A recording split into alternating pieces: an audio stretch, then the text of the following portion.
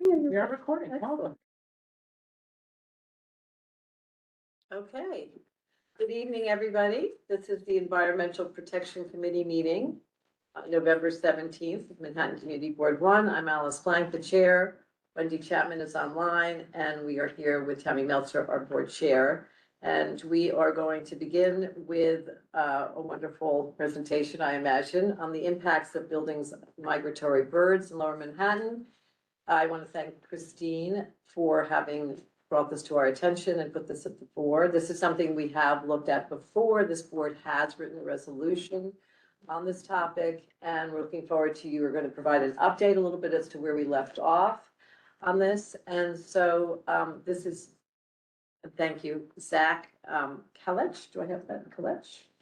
Kalich is going to do the presentation this evening from the senior associate from the Bird Alliance, which was formerly the Audubon Society, correct? Yes. So welcome, Zach, and thank you so much for coming, and take it away.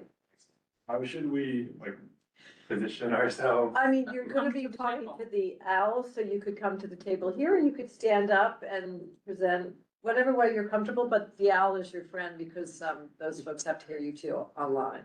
So if you want to sit there, or stand up, or point, whatever is your pleasure.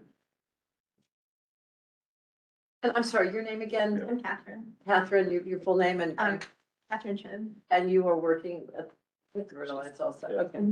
So, Catherine Chen, there you are, senior manager, great. amazing. Yeah, so thanks so much everyone for having us. Thank you to Christine for organizing this and reaching out. We're super excited to be here. We work across all 5 boroughs, and there are challenges that birds face across this entire city. Community Board 1 and this downtown area in particular are an area of challenge. So we're very excited to be here. There's a lot of opportunity. My name is Zach, and I'm the Senior Associate of Advocacy and Outreach. I'm Catherine. I'm the Senior Manager of Community Science and Collision Reduction at New York City Bird Alliance. And on the Zoom is Saman Mahmood. She's our Director of Advocacy and Engagement, but she is under the weather and lost her voice. So Hi. giving us updates or responding to questions in the chat. Sorry to hear that, Saman. Yes, sorry to hear that. Feel better. Well, why don't you And turn for it over? Saman to know, the chat is not Okay. recorded virtually, so it only goes to the person operating the equipment. Right. That's true for all the public. We do not use chat in at least my meetings, so Well, Any, any meetings, I think that's right. Okay. take it away. And if you want next slide, you can. yeah, next slide, please. Yeah, I wonder if this works.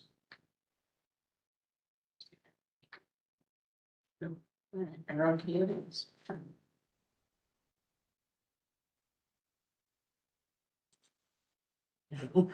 She says ideally hoping something works. Oh, there we What go. did you use? The fire? Oh, okay. Is that the first slide? Yeah. So before we get into the thick of things, I wanted to give a little background about our organization and how we approach our work. So we work to improve New York City, and protect wild birds and habitat, and improve New York City for all New Yorkers, because what's good for birds is good for people. So we have these 3 main pillars through which we approach this work: our science, our engagement, and our advocacy work. At our core, we are a science-based organization. We have an amazing team of scientists, with Catherine as one, doing amazing research and really novel research about green roofs and urban conservation and birds in urban environments. And it's really amazing. We've been doing this for decades. And so that's a large part of what differentiates us from other organizations, is that perhaps like an animal rights group, is that everything we do is based in science. There's objective data that guides and informs the decisions we make as an organization. The other pillar is our engagement. We use our outings and our community science programs to engage New Yorkers and create advocates for birds and bird conservation and everything that we believe in. We have over 400 programs a year. Over 300 of them are free. We have them in multiple languages. We provide binoculars. They take place across all 5 boroughs. And we really work to make birding accessible, to create those connections for New Yorkers and build out a network of advocates. And our advocacy work is really where that engagement in science comes together. Our science informs what we advocate for, and we use that to connect with the folks that we've engaged and bring about meaningful change in the city for birds. Next slide, please.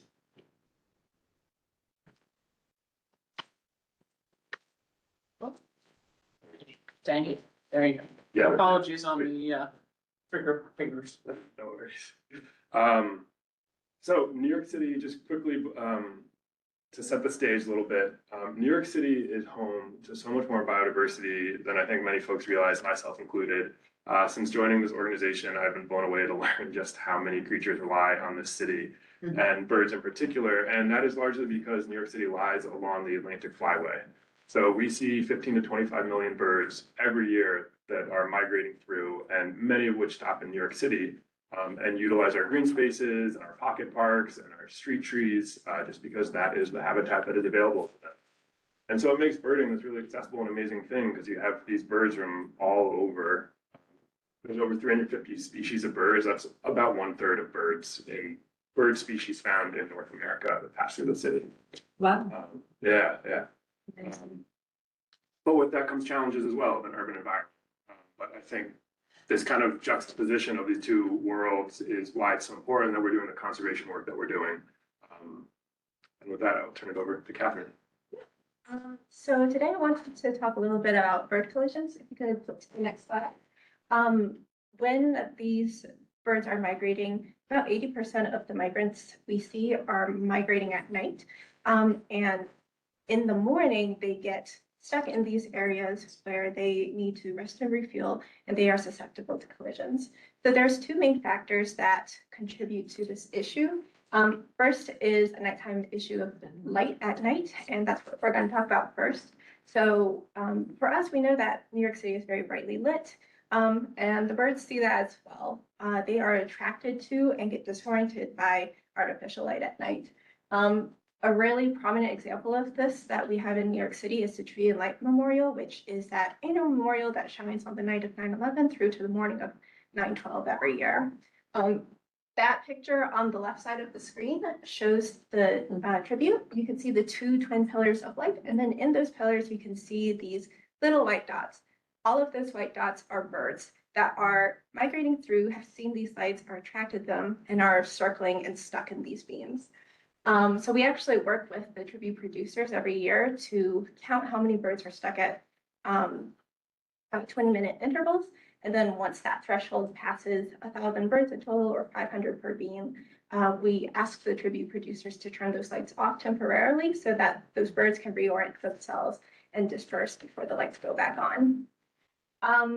But that is a really extreme example that we have here in the city.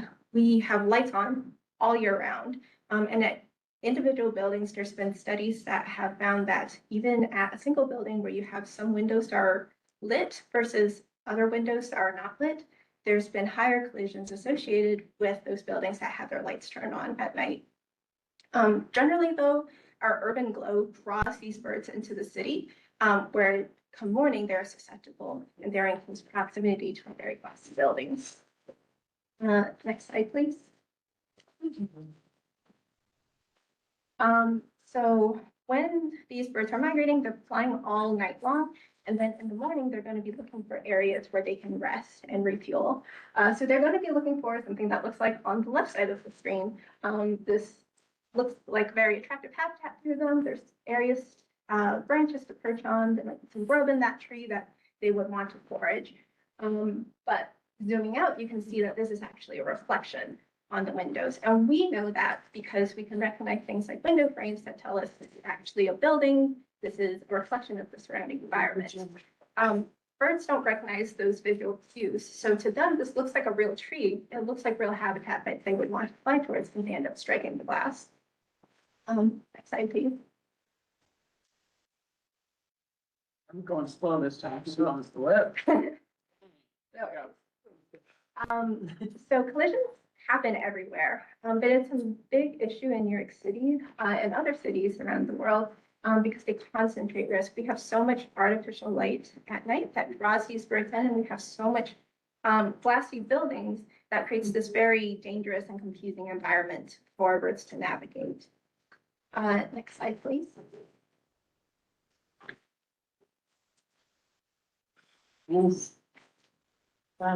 So we are a science-based, a community science-based organization, and we would love for Community Board One to help us collect data. We do have a collision monitoring program where we have volunteers helping us do standardized monitoring across the city. But there's only so many volunteers and only so many places that we can go. So a way that anyone can help contribute to our knowledge of collisions is if you're just walking around outside and you see a dead or injured bird, report those to a crowdsourced collision data reporting site like DBird. This map shows the number of reports that have, or the reports that have been made in 2025 to DBird. And this is, as you can tell, downtown Manhattan, which is in Community Board One's district. There's collisions happening everywhere, but you can see on this map that there's these giant clusters of collisions that are occurring. There's a lot of collisions that happen in this downtown area, and it's one of the worst areas for collisions in the city. So it's also a really important place for change to occur. Why is it one of the worst areas?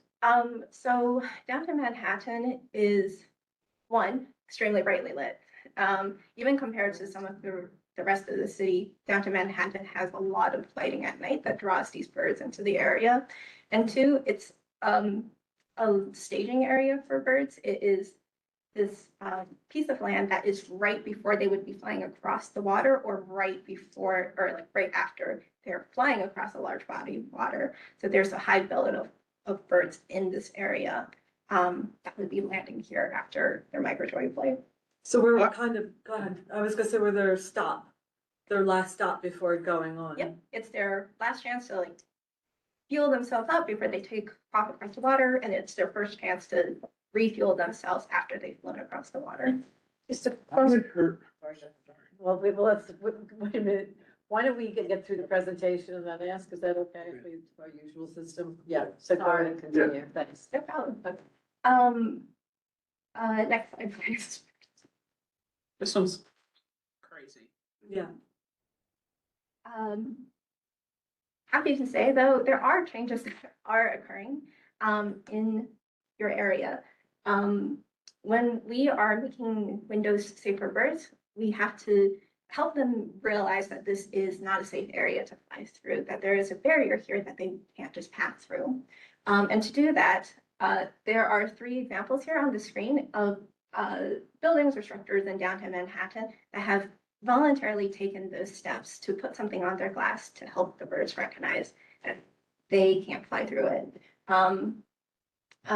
This includes the pedestrian overpass at Brookfield Place, which goes over, or which hangs over Liberty Street.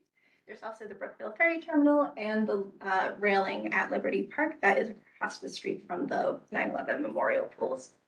And all these buildings have voluntarily made changes to protect birds and reduce the collisions that they are causing, which is awesome, but there's still a lot of work to be done. I have to ask, because I don't see Oh. what's there. I don't see what the protection is. If I zoomed in, you would be able to see better, but you might be able to see on this rightmost picture, there are all these, like, there's this grid of dots that is spaced 2 inches by 2 inches, and it helps birds recognize that it's not something they can fly past because they won't be able to fit in between those gaps between the dots. And is it completely new glass, or are those things just put on the glass that was there? It was put on the glass. So there was existing glass, and then they put a film over Got it. top and pressed those dots onto it. I assume you're going over that or no?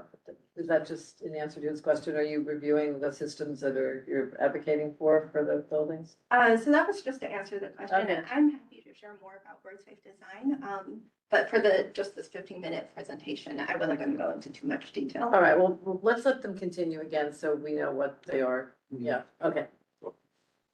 Next slide, please. Right, yeah, you're all finished. Yeah.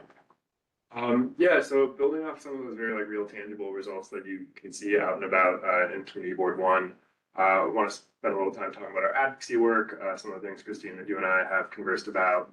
But starting with the work that we've done in regards to bird-friendly buildings. I'm not sure how many people here are familiar with Local Law 15, passed in 2019, and it requires that all new buildings built in New York City from 2021 onwards or significant renovations incorporate bird-friendly design to the bottom 75 feet.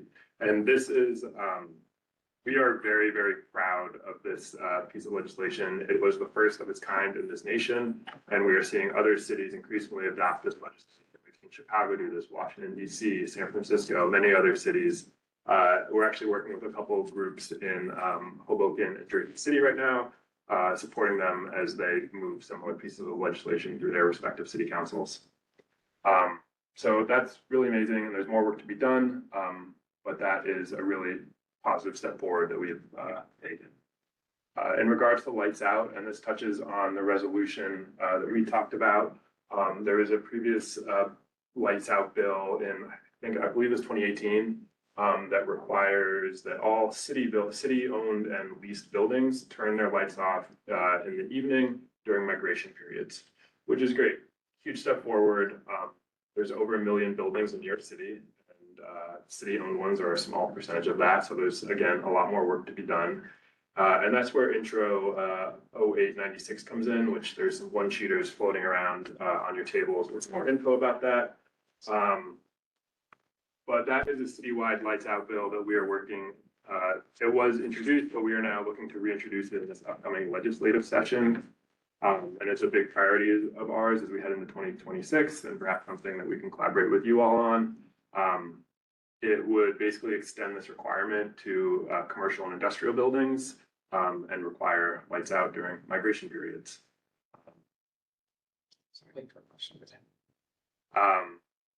But yeah, that's a really big priority of ours moving forward and a big opportunity that we have in the city.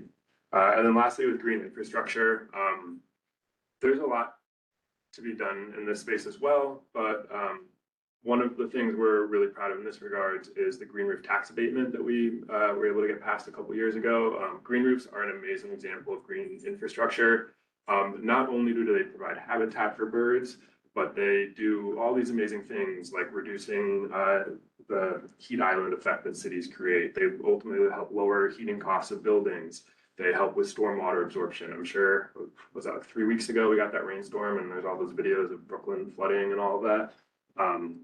So it's a really amazing thing that allows property owners to receive financial incentive to take those steps. Next slide, please. So as we wrap up, we very much extend the open invitation to Community Board 1 to lead the way and be a part of this in a few very tangible ways. A few examples of what that could look like are starting with championing bird-friendly decision-making. That does not, and when we say this, we are not saying that every single decision that Community Board 1 makes needs to 100% adhere to the best practices of bird safety. But talk about it. If there's a decision coming that you guys are reviewing, what would the impact be on birds? Consider it. That'll help build awareness. It'll help developers and other folks that you guys are working with realize that this is something that matters. It's something important that needs to be considered. Up next is supporting our collision monitoring efforts. As Catherine mentioned, we monitor all over the city, a lot downtown. And we have this amazing team of volunteers that goes out at like 5, 6 a.m. to look for the dead birds that have collided with these buildings. There are a lot of buildings in this area who have instructed their maintenance staff to sweep up those birds and dispose of them as quickly as possible. And so we don't have that opportunity, or they're not the most amicable when we approach them. So if you live in a building and you've noticed dead birds, have a conversation with your super management company, whomever, reach out to us. Maybe it's a building we work with, maybe it's someone we're trying to talk to, but there's a lot of really positive connections that can be made there. Community science efforts are also a great way to get involved on a more individual level. Catherine mentioned Project Safe Flight. I'd also throw out that we have our Christmas bird count coming up on December 14th. It is the oldest citizen science project in the country, going back to the early 20th century. And very generally speaking, what we do is we spread out to groups all around the city, try to count as many birds as we can. And it's a really amazing special opportunity. I'm actually relatively new to this organization, so I haven't gotten the chance to participate in it yet, but every single one of my coworkers tells me how amazing it is. So we'd love for you guys to join. And then lastly, becoming advocates for bird safety and bird conservation efforts, whether it's your friends, your families, writing to your local elected officials, surfacing this up in other community board discussions. awareness really is half the battle when it comes to bird safety. I think a lot of folks don't realize how serious of an issue it is. And at the end of the day, what's good for birds is good for people. With that, I sort of next slide, we're gonna wrap it all up, but thank you guys, and we'd be happy to take any questions. Thanks very much. That was terrific.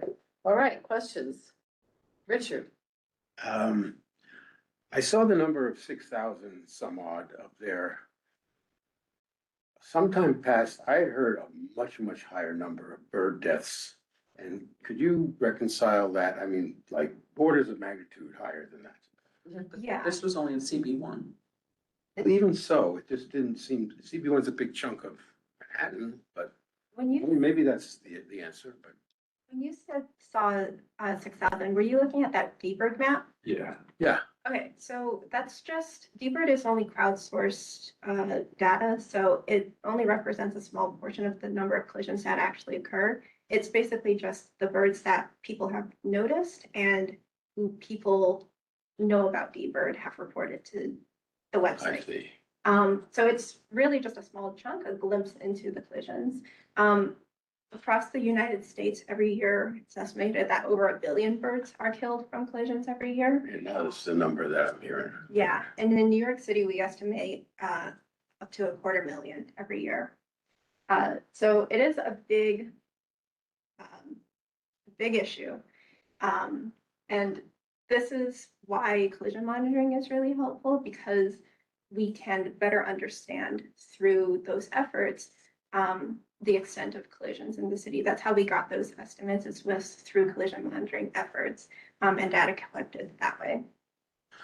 And my second question, Intro 0896, who are the sponsors and who signed on and have our council member, local council members signed on? I think Marte is a co-sponsor. I'd have to double check. Currently, Holyman Siegel is the primary sponsor, but he is term limited out at the end of this upcoming legislative period. So we are exploring a new primary sponsor. Jeff? Oh, sorry, Tim. Okay. Jeff, yeah. Do you have like resources on your website, or can you point to resources if people want to know what they could do with their windows to make them? Because there's lots of different contexts of where windows appear, and I imagine a solution that might make sense one place may not make sense elsewhere. Is there where can we get resources like that? Yeah, definitely. One is actually right there on your tables. It's a brochure about mischief. Fishing? Yeah, good. With some high-level information about bird safe design. We do have information on our website available as well, both in terms of like what individual homeowners can do at their own windows to mitigate them themselves in a DIY, DIY manner. Sorry, had to do the acronym. And also for bigger buildings where what steps management can take to make their buildings safer for birds. Okay, thank you. Tammy? Sorry, does that include retrofits? Because I'm thinking that even in a tall glass tower, if you had individual condo, co-op, or renters who did it, some better than none in terms of the giant glass towers. That's one. Do you have resources including for things like that? Yeah, so a lot of the buildings that currently exist would be doing retrofits and placing something on the glass or in front of the glass to make it safer for birds. It is somewhat difficult for like individual apartment renters, for example, if they're really high up and they don't have a safe way of getting to the outside, like unless you have a fire escape or something. No, I was wondering, like, could you film the inside of the window? Oh, right. That, if possible, it's always best to apply these mitigation measures on the outside of the glass, because at certain times of day and from certain angles, glare and like other intrusions on the glass will make it so that birds won't be able to see whatever you've placed on the inside.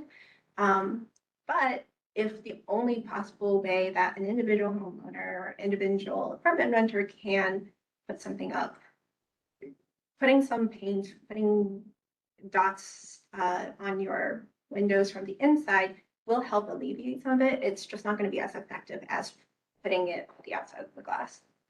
And then my second question was, with the new intro, one of the questions I would ask about commercial and manufacturing is a lot of them do operate 24/7. So does the bill account for, like, does the bill that you're looking to institute that helps with getting bird glass in current manufacturing commercial buildings account for the 24-hour work cycle? And if so, how? I'm not sure. I can Take take it that back. actually. Hi, Simone. Hi guys. Sorry, my voice might go in and out, but I'm trying my best. So the new version of Lights Out, it's for building classes M and B. So it's for residential buildings, and it excludes manufacturing overnight and hospitals and emergency buildings. Okay, thank you very much. No problem, guys. Vera? Yeah, you mentioned the local law 15. Do you mind to just get in, tell a little bit about it for the new buildings you said that are under 75 feet? Yeah, What are like the key points in the local law? it requires, I believe it's primarily incorporating bird-safe glass into Okay. building designs. That is, and the lower 75 feet is because while it's not that collisions don't happen at higher elevations, but the overwhelming majority happen lower, more at street level. Because if you think about it, that's where the trees are, and so that's where the birds are often going to be. So it's about the glass that Primarily, yeah. okay. And then my other question was, I know this doesn't occur to me exactly, but airplanes and bird strikes, is that, that's a problem, right? Yeah. Or you guys, yeah. Yeah. Are studying that, and I don't know what can be done about that. Yeah, that's outside of our field of expertise, but Okay. you're right, it is an issue. They do collide with turbines, which is bad for the birds, but also dangerous for the planes too. Yeah. I just want, you asked that the community board gets involved and we'd love to be helpful, of course. Speaking of turn here, the idea of D-Bird, you want to have people calculating. I don't think anyone, I don't know, I've never heard of D-Bird and I I would do know all to the go time. on it. You have, but I haven't. Well, but anyway, I'm not about the. Yeah. But I'll show you. the point being that if you could send us something, and is this a process where you go onto the website and then you just say, I've seen a dead bird on the corner of such and such, and that's it? Yep, I'll just ask you for some quick information, takes less than 2 minutes to fill out, and you don't have to give any of your personal information either if you don't want. Very easy.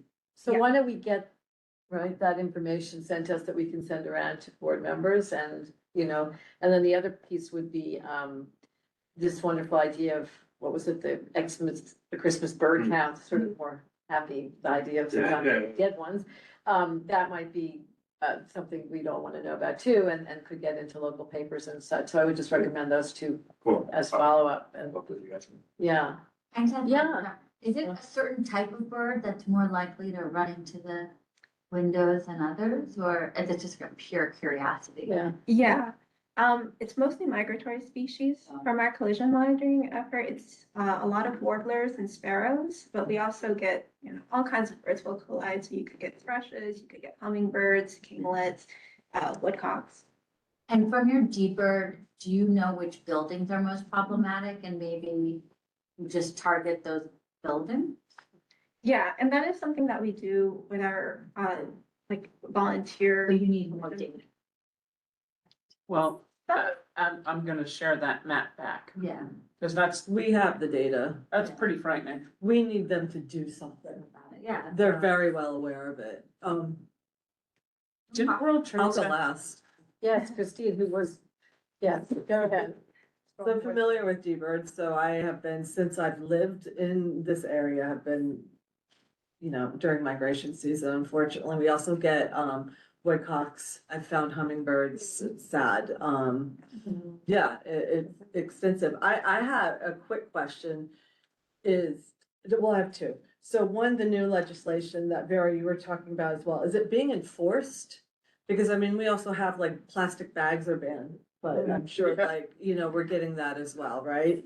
And then two is the retrofit, for everyone who was able to go to the Javits Center, you can really look out the glass, so you don't have to worry about the little dots, like it's perfectly fine, but isn't it just the lower floors, or is that something I just made up in my head? I heard that the birds collide mainly, it's like 10 floors and below, and it's not like above to 75. Yeah. Okay, It can vary, but yeah, for the most part, birds are hitting on the lower floors. Javits did replace all of their glass, so their entire glass is made with that, or building is made with that, bird safe glass. we're so happy about it, right? They saved how many birds a year? Uh, Something like 5,000 a year. yeah, They're saving, something like yeah. that. They reduced their collisions by 90%, over 90%. Okay, but is it being enforced? So I guess one of my questions also, when we take a look, there's a definite cluster in CB1. I mean, there's no throwing shade. There's a definite cluster that's all around World Trade Center Yeah. and Battery Park City to a level that's Lot of glass intensive. buildings there. I mean, on this map, that's for sure. Yeah, I mean, that's, so. I know World Trade Center has 2 more towers to go, which I assume will require bird-friendly glass when those 2 go up because of the new law. But have you had discussions with them about the other towers and any kind of, like, what does the Port Authority, I'm a little distressed because that's Port Authority who Mhm. owns that, and then, you know, the state who owns Battery Park City, so how can we get them on board? How can we help you get them on board? I can take that. Sorry, guys. Thank you. Hi, guys. Yeah. We could I don't have an exact answer for you yet, but we have had conversations and worked with Port Authority in the past, especially for the ferry terminal. We worked with them in retrofitting the glass there because they had a very high rate of collisions. I could follow up with our director of conservation because I know that they've talked to some of the real estate owners at World Trade Center about collisions and they're aware of it. So I don't know where they left off, but we could definitely follow up and let you know that where our work started and left off there because we've had conversations with them. That'd be great. I mean, if they can do it at the ferry terminal, which is a low-rise building, I guess the greater question is why can't it be done on the lower floors in World Trade Center on all the buildings? Same thing with the Battery Park City Authority. They recommend, I believe, is the phrasing that they used, that people use bird-friendly glass, but the buildings are built. Brookfield's not going anywhere, so it's about requiring retrofit is my guess. Yeah, Do you work closely with the Downtown Alliance? we have Did- down the line in the past, especially for collisions and D-bird reporting. They have been very helpful. I couldn't hear what you said. I'm sorry. So, yeah, okay, good. That's a yes. This is going in and out. We have worked with the Downtown Alliance in the past, and they've helped us connect with some of the property managers and maintenance operation teams about reporting birds on D-bird that they find in the mornings. Well, are there any other questions from any of the board members or the public? I don't see anybody with a hand raised down here. All right, well, thank you very much, Zach, Catherine, and Saman. And we look forward to the follow-up, and do send us the D-bird connection and the Xmas counting, you know, and everything else through to the board. And then that gets posted and, you know, hopefully there's a little more advocacy going on. And a big thank you to Christine Vivic for having brought this again to our attention. Yeah. All right. Thank you for the care. Yeah, no, really nice to see you Thank again. you. Sorry. And don't forget, as a follow-up, you're gonna send us whatever materials you have by electronically as well, so we can post them on Facebook, X, and share them with the board on how to retrofit your buildings. Yes. All righty, thank you. Thank you. Okay. Thank you very much. Great, fabulous. So that brings us to item 2 on the agenda, and hopefully we'll be swift and effective as we've been on item 1. And this concerns the Battery Southern tie-in. our discussion and a resolution that hopefully will come of that. And just to refresh your memories, the reports were presented last month by EDC and team and Mayor's Office of Climate and Environmental Justice on the tie-in, mostly during the update, the quarterly update. And we've decided that it makes sense to kind of break up these resolutions because, and frankly, in the future, break up these presentations because it's such a vast amount of real estate we're looking at. I can see it. All right. So this will only be on the battery. And we're looking at this, just keep in mind that the alignments, remember, we've been provided with 3 different alignments, and alas, for better or for worse, those alignments we have learned are not in negotiation. They have selected their alignment as, I think it was number 2, and if you can go to the first slide, Tammy, I'll take everyone through those. That's, I think, something that you could opine on in this resolution, but my understanding quite emphatically is that it's not something that can change. However, what can change, what is flexible, is the park itself. And thanks, Andrew, for being here and anybody else at the park. This is an opportunity to look at the battery, that magnificent park, which will now, is already undergoing a great deal of change in these plans with this other tie-in, are tremendously impactful plans. And so I would ask that everybody thinks about other things you might want to see in this park that would be potential changes if there's things that were working that aren't working. This is an opportunity because basically it's the redesign of the battery park. I never had to say it, the battery, which is a park. So just, can we go up to the one that Lucy made of mine, of the selected slides? Ready to show. Excellent. So I'm just gonna for the purpose of review here, very quickly go through about 2 slides to remind everyone what we've seen. Can you just go bigger? I'm going up. Go big. That's good. You have to give me a Go space. big, go big. Bigger Okay, goal on well, this. This Is it. that the first one? That is Oh, the first. seems good. Okay, good. So just to remind you, so we were looking at the 3 resiliency projects, right? And they're all sort of tied together. And so the purple was the South Battery Park City. The pink is the Battery Wharf, not part of what we're discussing tonight. The orange is the Friday Seaport. And that's where, not funded, right? Friday That- Seaport is not Uh, funded. Some of it. Some of some of it, I'm just trying to make sure I oriented. No. right, no, For the purpose of Too discussion. much information. yeah, well, for tonight, though, it's a good question. We're not even gonna have to Okay, I talk need about to- financing, maybe we can, but really what we're looking at is how the orange meets the purple and what happens to the park in that orange line meeting the purple. So next slide, Pam. I thought you just said it was not up for negotiation. They fight.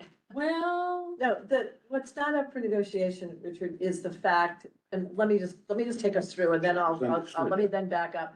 So the goal, as we know, is to integrate the closed flood protection system. And what you're looking at is what they've described as, what is in green is the idea of what are the new public waterfront spaces, to remind you of what we're looking at. And there isn't a lot of them, I would argue. So what we have, we really want to maintain as best we can. So, and I would argue and say it is not parkland because they told us it is not. okay, so it's right, it's called open space, the green. Anyway, that's, the big picture. Here's another big, whoops, Sorry. no problem. The next big picture slide, and we can of course go back to any of these, is just to remind yourselves of what the different flood elevations are. Because of course, rightly people ask, well, if you have the wharf at 11 feet, why does the rest of the park have to be at 15? And so these are the ways that these are addressed. Basically, there are different flood elevations for different conditions. So you have the 15 feet of South Battery Park for the 100-year storm and sea level rise. You have the 11 feet for tidal flooding in the battery, and then the Friday Seaport at 23 plus feet. So 23 plus has to match with 15 somewhere in the battery. So next slide. So everybody really understands the DFEs on everything? Well, we're not probably going over that in great detail, but go ahead. Sorry, Sean, did you have your hand up? I was gonna ask why the pink doesn't connect the purple and the orange, but I guess this answers it because the pink is not high enough. That's right. The pink, it's a good question. And that's one of my questions to them that hasn't been answered yet is My impression, maybe Jeff, you remember this, but I don't sense that the Battery Coastal Wharf was designed in It's mind. not for flood, it's not for storms. No, of course not, but I never understood whether there was any understanding of how it was going to integrate with the new plans that we're seeing now at the beginning. I think it doesn't really integrate from an engineering perspective. The battery's considerably lower than, let's say, Battery Park City. Before doing the plans, the elevation at the Battery Wharf was lower, something like 9 feet, maybe even lower than that. Whereas like in Battery Park City, the Esplanade is like at around 13 feet. So it's lower so that it's more vulnerable more quickly to daily tidal flooding in the 2050s, 2100. And all the battery coastal resilience is supposed to do is to protect that wharf and the park immediately behind it from daily coastal flooding, having nothing to do with the storm. Yeah, no, I understood that. My question was, and it answered also, and that's a great answer to Sean's question, is just in redesigning the park, how much did one play to the other? Did they, what were they looking at them both at the same time I don't know. conceptually? And I didn't get an answer on that yet, but it's kind of interesting because of course there's a lot of impact on the park now for an extended period of time. It's my understanding that they didn't talk with one another. Okay, well, that, And then I would also wonder why one part has a lifespan up to 2050 and the rest are up to 2100. That doesn't make sense either, but maybe that's because they didn't talk. these are questions that certainly come up No, before. they did address that at the last meeting, and that is because the timeline of Bideye Seaport is so far off into the future, they may not even begin construction there until 2040, whereas the other projects are starting now. But the batteries, the lifespan's up to 2100 and But it wasn't done for storm. yeah, it was It just, was only done for tidal flooding and sea level rise because it has to do with, it's the economic engine to get to the national parks. so they're gonna do this in 2050 again? So We'll see how much Possible. sea level rise we have by At then, right? least in the Battery Park City plans, they say they've designed it in a way that it wouldn't be a big deal to add extra elevation if it turns out you need to do it in But that 2050. intention is built into the plan, so yes. Yeah. So, it's a whole, that would be a whole segment, another night, but let's just. This is a go more in- narrow subject Yes, of what let's to just do in the go with the battery. battery. Okay, so next slide. I just threw that in so you'd better understand. And Sean, go ahead, sorry, I know How you're many new to different this. organizations are there building these? How many different Three, I organizations? think, right? That's a very good question. Six, thank you, Tammy. Because you have to think of it this way, Battery Coastal Resiliency They're all separate organizations. is it's EDC, it's an EDC project, that one alone. But it also had to work with the National Park Service because it gets the boats over to there. Right, and that is about the economic viability of all the wharfs at the Battery Coast. We used to have more than just ferries to, Liberty Island there. We used to have all other kinds of boats and sailing ships. So I'll leave that for what it is. It was not built for the possibility for electrification. There was nothing run to it. That's just what that is. It's just solidifying, repairing the wharf and the walls to be able to be existent through its lifespan. Because it was in need of repair anyway. So that's one. You've got South Battery Park City, which is Battery Park City Authority. Right, they are working with the city to do things, but also with their own agencies. And then you've got Bideye Seaport Master Plan, and then somewhere in there, there also has to be a negotiation with the feds. Which brings us to the next slide. Sean, I know I really appreciate your patience in getting up to speed here, but some people here in this room haven't had like 10 years of this. They are, and I appreciate that you would ask that question. So here as a reminder, rather than showing the other 70 slides about the alignment, I've culled it down to one, showing you the alignment that was selected by the powers that be, and primarily, I think, I guess that would be EDC. of course. The alignment 3, which is the alignment that takes you from, the one edge of the Friday Seaport Plan basically up near Bowling Green.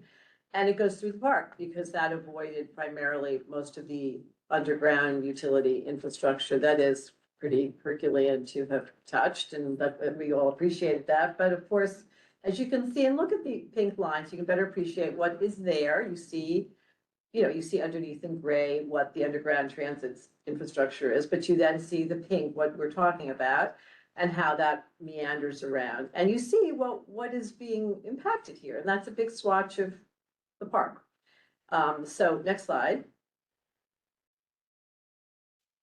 So there we go. That's the proposed concept design of the flood wall itself, not showing yet any of the green sort of, infill over it.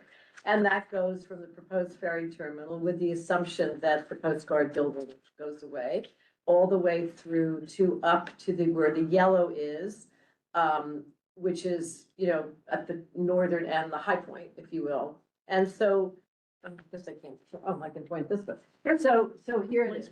So, flood wall of about, thank you, Christine, 15 feet. 15 feet. Somebody's doing their homework. This is all 15 feet. This, of course, the carousel, the play state. Yep. Thank you so much, Laura Starr and WXY. This is a floodgate, okay? So that will close in here and open, okay? And then here, flood wall up to the top. I'm actually forgetting what the yellow piece is. Oh, flip up, right? Flip up, yes, I think, if I have that right. Yep. And here again, flood wall, approximately 15 feet, and I may have that dimension wrong, so I may just I take it back. I don't know exactly, but I'm assuming that, and then flip up gate. I think that I have that right. Okay, so that sort of gives you the flood wall protection alignment and, okay, next slide. Okay, so now you see, Sorry. okay. So they gave you two alternatives, alternative 1 and 2, which I'll show you, but they selected one, but it's somewhat flexible, and that we've confirmed also, and that's one of the things we've accomplished, and I see what's positive and negative about the alternatives. So, and we might want to talk about the character material, which is of these flood walls, which is also up for grabs a little bit, or we can only hope. So, they're showing you the floodgates and some fully exposed flood walls are necessary. And, that is necessary because if they want to leave the carousel where it is, it's necessary. But there is the alternative where you move the carousel and you don't need the floodgate or the extra flood wall. So it's a question as to whether that's a good move or not. Anyway, you see the landform coming up to 26 feet. Okay, that's an extra approximately 15 feet from where it is today. So you're going to have quite a descent, an ascend, and then you have the existing urban farm. And so the piece that you're not seeing is the piece that of course is hidden. These are the exposed conditions. Does anybody have questions? Because I can answer them. What's it hidden by, Alice? You said it's hidden? It's hidden with By a hill. land by the hill. This is a hill. They're adding. They're gonna They're build a adding hill. like a farm. Yes, they're building the hill. And this is all to protect the buildings on the outside, because it's my understanding the battery will and always will flood. Correct. Yeah, anything to the lower. side closer to the water will flood. That's right. This, from here over is floodable, and here back, hopefully not, right? And Jeff, jump in here. 'cause No, you're right. You're absolutely right. Everybody else Who is- are we protecting? What are we protecting here? What part of our community is being protected? All of, It's a pretty huge everything- show. Buildings behind all that. everything that is around Battery Place, State Street, all of Lower Manhattan, All of them. all of that. And The then as a subway to the there. Five Eyes Park goes There's a subway there and all that. Yeah, and the main key is that once you've done the Five Eyes Seaport master plan, you have to control that the water doesn't This is just the flood. floodplain. Oh, Won't flood without it. I have that slide. Yeah, it's part of the same thing that you had the link to. Without Yeah. it, what would flood? Okay, next, let me just make sure, so you see the little landform, is everybody, okay? And just, sorry, Tammy, go back, sorry. Just keep in mind that the entry plaza, that's very different than it is today. Right now you enter, you don't have a big plaza. And the oval lawn, of course, is probably about 2/3 smaller than it is today. So these are pretty major changes, and that's why I say, open your minds up to thinking, and this is to the whole community that's here tonight, anybody's here. How would, what are the changes in the park you'd like to see? And so, go ahead. You opened the door on that, and I would comment that the entry plaza as designed here was not asked for by the Battery Conservancy or the Parks Department.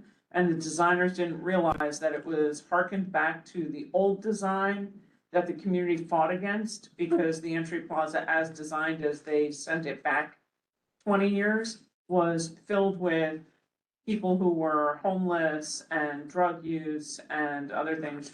The Battery actually preferred the big, large oval lawn, so I'm putting it out there. And now we will, anyway, okay, so let's just finish these few slides and then we'll be situated and we I can have get an back. issue with this one, so. All right, well, I didn't create the slides, I just put you up. But anyway, Does this mean that the water goes over Castle Clinton? And Castle Clinton is immaterial and the water doesn't go around anywhere? There's no blowback? What? in It that would look particular, that way. in that does. particular slide, that is accurate. But that's not Well, reality. I was. I mean, it wouldn't necessarily be over Castle Clinton, but it would certainly be Around. around.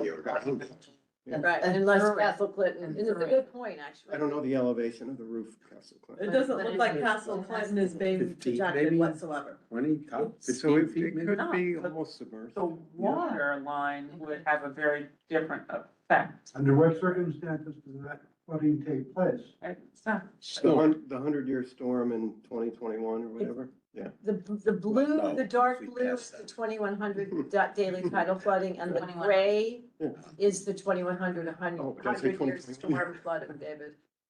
Right? And the Will be red is, The other way, maybe? no, I don't think so, no, this. No, here, no, you got, Here. Alice, We look, need It's point, easy for me to do this you one. got a pointer. Tidal flooding, 100-year storm flooding. Right, right. Okay. Yeah, and this is, top of wall at 11 feet. which is tidal flooding again, sorry? Oh, okay. It's Right the here. darker one. That's It's tidal everything flooding, here. okay, That's the protection for tidal flooding. okay. Right. Here. Okay. If Oh, you use sorry. this, they can see it up So, there. you know, Basically, the elevated wharf, what's being built right That's now. exactly, thanks, Phil. Initially, I was wondering why it was like 11 or 15-foot gates, but I think it's 11, 15 plus 11 makes 26, so it's. That's 26 right, above. that's right. You're following, very good. And so you do see the gates, yeah. So, you know, Although the 15 feet may be the length of those gates. No, although- but- Well, I think that's coincidence. oh, you're saying that's, I think the opening is 15 feet. It may very well be 15 feet high too, because oh, the top of wall is 26 26. feet, right. And I think the elevation is normally 11 there. so Probably it's- right, yeah. although that looks so. Here, let me go back. Well, anyway, Hold on, take a look. This is how you know. It's plus 11. Yeah, And then you see the landform is at 26 feet, yep, right? When we go down to this one, the landform is still at 26 or TW plus 24. The roller gates, so it's the length. it's for 26 total height. Yeah. Here's the flip up gates at 6 feet wide, I guess, yeah, thank you. So I think you Oh, see what, may be, I think those 15 are the height, because I'm looking at the one up there, which is 6 feet, and that's certainly not 6 feet wide, it's a 6 feet yeah, high. okay, so I was with the first, all right, Yeah, I should. you were right. Okay, Sorry. sorry. No, certainly easy to. So you can look up in the corner, you see, oh, there it is, the 6 foot Yeah, high the flip up gates and the 15, 15 foot in the right, Mhm. yeah, corner, so that's the answer. Okay, so take that in. I just want to confirm my understanding is, it's not just gonna be a wall, they're like, it's gonna be hidden, right, through landscaping? No, the only part that's hidden, no, The only, so the part that's hidden is the part that is here underneath the dotted line.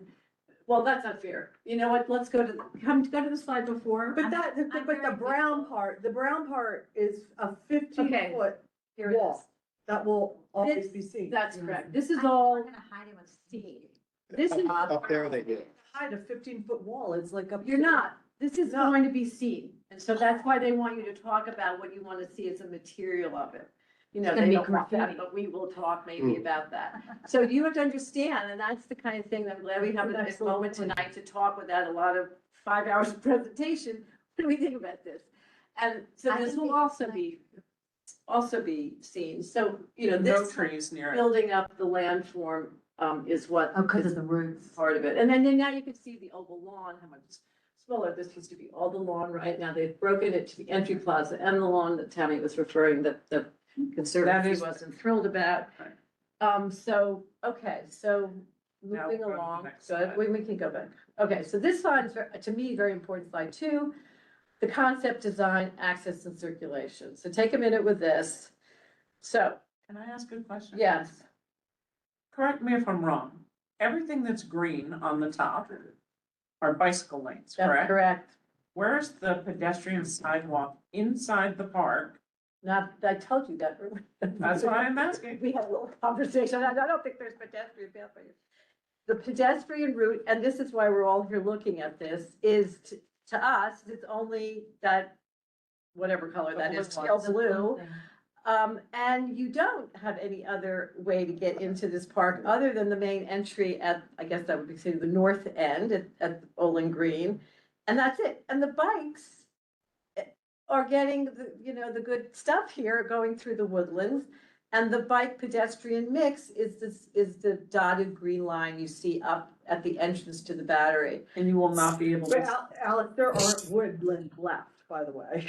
However, you will not be able to see into the park Why? No. from Battery Place because there's a big wall there that the BPCA is putting up right now. So from the openings that you see by Pier A, you see where that the wall is, that's at the top here, right? This is a wall that goes, it says it goes down, down, down, but it's as high as 9 feet all the way till it gets down to almost nothing over here where the tie-in's supposed to be. Although there is a large opening at the plaza There's a large opening here. and at Pure A Plaza. Yeah. Right, but this entire way will be a wall and a hill. You won't be able to see inside the park.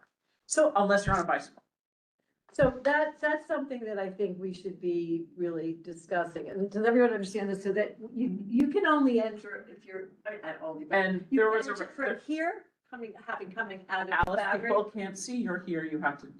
Oh, you're right. I'm sorry. I'm still in my teaching mode here. Okay, sorry. You have to Okay. point it to Do I use this thing in the the top center? one. Or the top one? Okay, that area is where you can enter coming out of Battery Park City. And no, not here. You're not getting in here. It doesn't look like that's a bike path. That green is only a protected bikeway, right? So the only And there's a place you're wall. coming in as a pedestrian is the blue, and that is Now, where there you may come very in. well be a pedestrian, this is one thing we should weigh in on, where the bike path is, there should be a pedestrian. There's not now.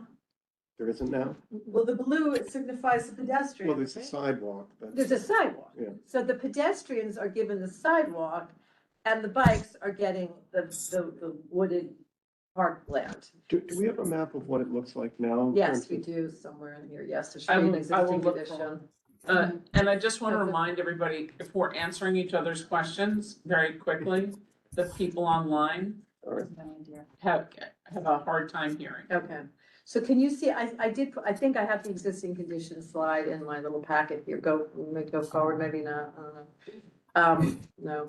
No, keep going. I'll let we just find it, but it should be there. It's definitely, It says crossing at Park Entry. I try. That's at the going. very top, yeah. By the Is that the subway. last line? I want to know if there's gonna be a place for the ticket scalpers to stand. That's important. That beautiful. Can I- That's it, that's your last slide. Oh, that is, okay, so then go backwards and I'll show you the slide. Make sure they have Keep shelter. Going back and you go to the alignment slide. There it is. Okay, Jeff, or whoever asked Yeah, that, the I existing see. condition, that's the existing condition. Okay, can you see the Battery, the large oval, and you see that you have no plaza and entrance, and you see entering. I'm going to do this here, you have this thing, is, Top one. yeah. Entering is happening here, which we don't have that anymore, Jeff. And then here. And Well, that's where all those roads are, I think right? there's still an entrance there, but it's through a. It could, it probably It is is, it an is. entry, Yeah. but you don't have a pedestrian. Well, let's just say it's unclear, and it looks to me like it is today where it's unclear how pedestrians and bikes are entering at that point on So shouldn't we just write that down as a question, because we're trying to figure out something we can't read? I agree with you. Okay, so I'm going looking at it. forward to the next, okay, so here We've done this yeah, we one. did that one. So that's the new one that we've just been talking about. So Jeff, you're talking about here. Okay, but you can see where you're crossing a bike path, it looks like, according to their drawing. You are crossing what looks like a bike path, but because here's the other bike path also shown in that green, right? And then you have that. And the only place that's open and clear is here, where you enter here and here. Do There's also a we- little curve down that way. Say that again, Vera, sorry. Going down this way. Up here, right? Where G is, that line, I think you can also. Yeah, yeah. So I'm gonna pause the share for right now. I'm gonna ask you guys so I can see people online who may want to raise a hand and ask. And while that's going on, I'm gonna look to see if we have an original condition with access way from their original presentation. Okay? Well, I think we have mostly what we needed, but okay, go ahead. Andrew, go ahead. Thanks, Alice. If you were to move the carousel, would that obviate the need for any exposed flood wall that's currently in the? Not in the any. map? It's a great It question. might Let's, reduce it a it little. reduces it quite a bit. So let's move to, Tammy, can you pull up the original presentation and pull up alternative two? Can we not, we go, I'm looking to see how we. no, can you go to This one?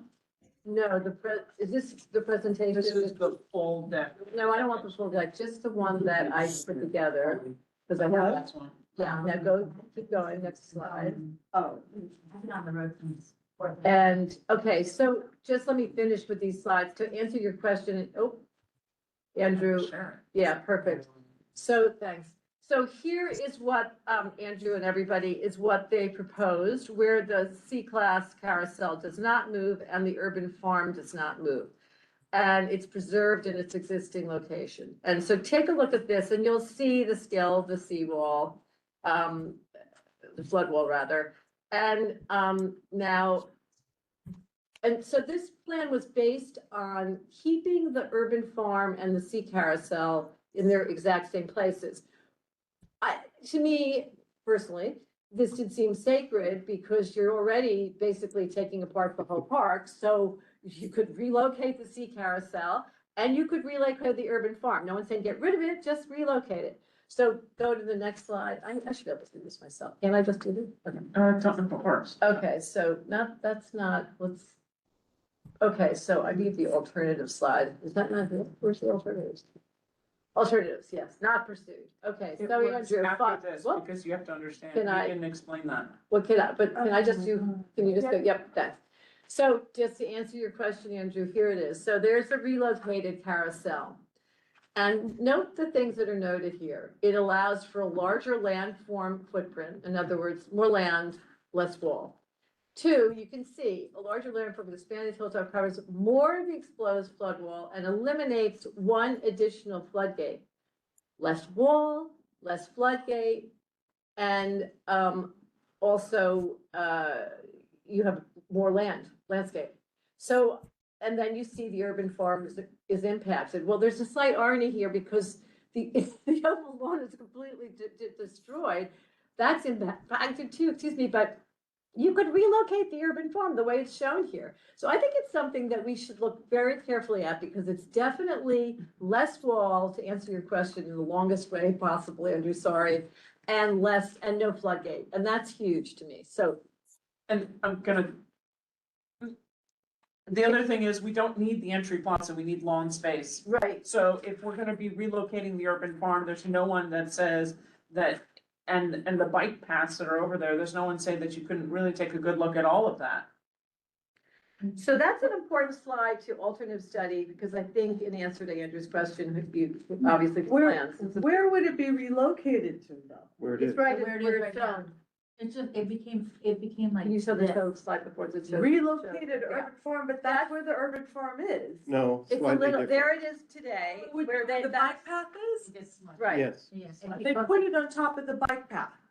well, No, not there necessarily. it is, there's alternative one, where they've kept the farm and they've kept the carousel, But Yeah. with that comes a longer flood wall, a floodgate, and less green space. I understand. And now here it is, alternative two, where you've relocated the carousel, you've relocated the urban farm, And the bike path. and the bike I path don't really show. shows Oh, the green Yes, thing. it- the it's green coming stuff. out. And This is the bike path Yeah, I see here, it now. The Yeah. which, where is it, Tammy? right The next to green. the urban. The green, that white part, okay. The Well, dark the green white part connects is to here. pedestrian, I think. You see this? The darker green is the bike path.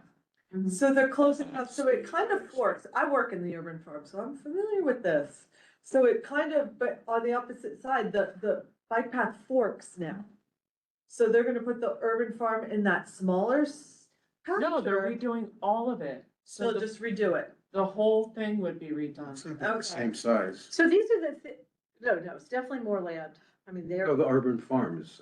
it looks like it is, the urban farm is impacted. It's got bikeway adjustments, improved safety at the park entrance, which I think is another positive, and create a new shared pedestrian route, another positive, through the woodland gardens. So you actually can walk through the woodland gardens rather than just bike through. I think it's a better. So Yeah. what was again their reason for not pursuing this? They didn't want to move the carousel, and also partly because the Parks Department didn't want to get involved in what the insurance questions dealing with it, and it's more expensive, but my goodness, you Wow. know, Yeah. the money that's being spent. So those were really to maintain the urban farm. Well, that's not sacred ground, right? You don't mind if you plant here or there.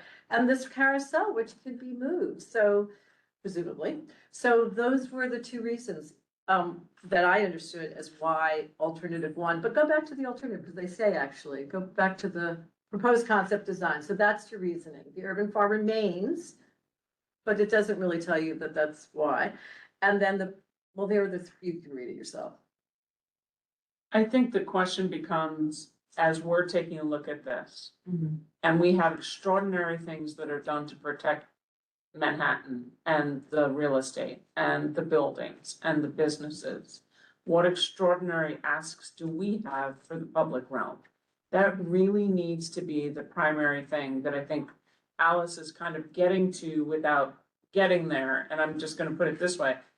Is it as important to leave the urban farm in Seaglass in its original location as it is now? Or when you look at and have extending walls and more floodgates, or would the community board say, well, wait a minute, if you just move some things around here, then we have other positives. Right. And that's a question that we never opined on, we never said anything, we never went forward on it. And there are other things that should be said along with this. So that's the story here, and, so, let me just get through the rest of the slides, and then let's That's it. go back, dive in. No, we have a couple more. No, Wendy one has- more. Wendy had her hand. Can I Did just- Laura say Sorry. about raising it? About raising in the same location so it could have a view? What, the carousel? Yeah, I listened to the meeting this morning before, because I missed last month, so I just listened to it. And Laura, on that meeting, you made a very great Oh, Laura's there. plea to raise it, and so you could have the view. Right. Right. So, yes, I mean, just I don't know if I can interject a couple of comments here. I mean, I think of all the elements of the park, the urban farm is like, that's like a recent addition. It's not a critical part of the, maybe we don't need the urban farm. I think it's more important to have continuous, or to relocate. You could put it on the wet side. Yell and throw things at the screen there. The farm can go anywhere. It could even go. One terrific landscape architect who has worked a lot in this park, full disclosure here. So Laura, finish, thanks for joining. Go ahead and finish, and then we will all have our moment. Okay. And mostly, please keep in mind, we don't want to be all night. We do want to put down in this resolution what we want before the end of the night. So go ahead, Laura, thanks. No, I think the main thing is we need continuous that the green spaces really flow and it feels like a park when you're in it, and so it's going to be different. But I think that the fact that they put back the old entrance and that big plaza there, we need more green space. And I think their circulation in general and some of the options, it just doesn't flow. It doesn't work that well. So I think some aspects of it need to be rethought. Which one are you talking about? Two or the one that they're? Why don't you, can you show them again? There it is. The alternative? So this is the, so this is. Somehow I the- can't, somehow it Yeah, lost this is me. the- So Laura, there were two alternatives and we're leaning towards thinking maybe the alternative two. This is alternative one, this is the But I one can't, that's I don't know why I selected can't see it now. I don't know what Oh, happened. Oh, there it is. Now I see it. Right. I mean, I It's, think that yeah. the entry plaza really, I like keeping the bikeway in this alternative, but I think the entry plaza really needs to go. Like, I think somehow they should bring back that oval, even if it's, I don't know. It has to be, when you enter the park, you need to be entering in green. The idea of entering this big plaza is really a bad idea. Okay. And Laura, Laura, can how you about talk a second? raising of the carousel? Just a second, I can't everybody jumping in, just a second. Let's just finish with Laura if we can. Laura, can we just ask, or I just want to ask, is there some way, I find it very off-putting using that park very frequently, and it seems like an opportunity here where the bikes have the complete use of that beautiful bikeway that I think in part, not fully you designed. Is there some way that the pedestrians could have that and that the bikes would go on the street? Could State Street be designed in such a way, or the sidewalk amended in some way that would allow for that, so that the park is actually for Well, we pedestrians? studied all of that really exhaustively, and there just wasn't I'm the sure you space with the did. trees and everything. That's why it is where it is. So it's really like. sort But of now that threading- they're removing many of the trees, I think over Trees are 90 gone. trees are being removed in addition to, in this project, couldn't we reconsider that? Well, Let me yes, ask- but there wasn't much, like, we worked with Sam Schwartz, like, we really tried to get the bikes out of the park, and there was no way to do it. That's how they ended up in the park. So So there wasn't the ideally you space wanted for it. Okay. Well, Um, okay, let me ask you this. There's a sidewalk, right? And then the bike path. Why not do the bike path and then the sidewalk, which would be closer to the park? Well, the other alternative had that. Yeah, It did. put up, Can we that, see it? there it is, there it is. Yeah, I want to know. Laura, this is the one Or that the alternative. we think Right. has some more positives. What do you think of this one? Well, you don't like the entry plaza, right? Well, I hate forget that- about Where's the the. bike I path? don't know. I Okay. think they It's the really green messed there where up it the says relocated circulation. urban farm. See That's that it. green line, but there's also a white line right next to it, which is pedestrian path. That's right, Got it. Which Okay. wasn't in the other one. right? I have it right here. Got it. And that to me seems like a Again, big. pedestrian. They I moved, can't put it. they're moving those urban farm and carousel. We could still raise it, right, Laura? But what do you think about this one? So here we've got the two, Laura, well, everybody, the pedestrian and the bikes here, and, and then, this is moved into this corner. And more pedestrian accessibility into the woodland. And then we lose, sorry to just say again. Well, I think there's better pedestrian accessibility into the woodland lawn and so forth. You have that from entry plaza to, Yeah. by the carousel, whereas in the other version, the only way you could get to the wood lawn is to go in by the carousel area. You couldn't Yeah. get, Right. couldn't get there. They really should just reconfigure this and rethink how the park works. That's my opinion. Like I could draw it. I just think this doesn't really work. Like this zigzaggy path over the hill that doesn't connect to the oval. It's almost like there should be a lawn, a bigger contiguous uninterrupted lawn in front of the berm and something else behind it that integrates the urban farm, and getting rid of that entry plaza. I think, okay, let's make sure we get to hear from everybody, so I'm gonna stop sharing because I can't see anybody online at the moment. Okay. Wendy has her hand up. Wendy, you're next. Yeah, I Hey, was just, Wendy. the only thing I wanted to just raise was the Laura issue, which I'm sorry, we did that earlier about doing a blending, maybe the sea glass carousel, what was explained on the meeting was also that Parks was very reluctant to take on the liability of touching the dismantling of the sea glass carousel. They were, and what I was, wanted to bring up is that maybe Parks being the agency that you know, that maybe they're not the right agency. Maybe EDC takes on that liability, or someone else helps parks to make the sea glass carousel, to move Yeah. it or to raise That it. I, You know, that, yeah, yeah. yeah, So that's a, I'm not saying it in the best way, sorry. yeah, no, So that's a good point. I'm jotting all this down to be included in the resolution at this point, so I've got both those points. Thanks a lot, Wendy. Which two?